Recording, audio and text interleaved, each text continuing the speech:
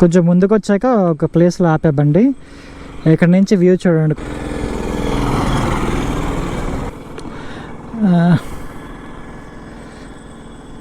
ఇంకొంచెం ముందుకెళ్ళి ఇంకేమైనా మంచి సీనరీ కనిపిస్తే కనుక అక్కడ కూడా బండి ఆపుతా.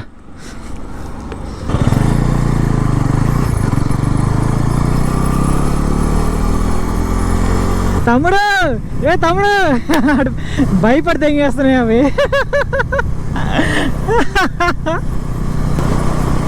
ఇలా స్ట్రైట్గా వచ్చేసిన తర్వాత ఏం ఎక్స్పెక్ట్ చేయలేదు, చాలా చల్లగా ఉంది ఇక్కడ వెదర్. ఇంత చల్లగా ఉంటుందని ఎక్స్పెక్ట్ చేయలేదు అసలు. ఇప్పుడు నేనున్న విజయవాడలో అయితే బయటకు వస్తే ఎండకి మాడిపోతాను, సన్ స్క్రీన్ రాసుకున్నా సరిపోవట్లేనంత ఎండ ఉంది అక్కడ.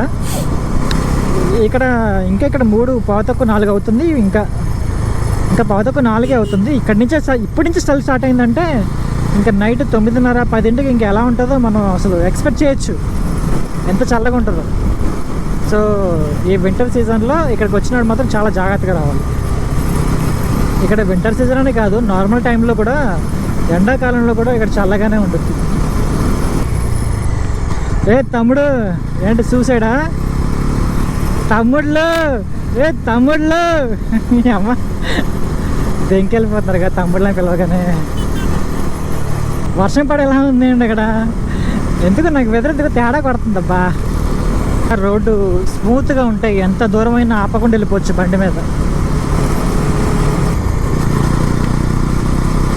ఫారెస్ట్ ఏరియాని ఇటు పక్క నుంచి కోతలే కాదు, ఏ పూలు వచ్చినా సరే మనం ఆశ్చర్యపడాల్సిన అవసరం లేదు, ఎందుకంటే ఇక్కడ ఆల్రెడీ తిరుగుతాయి.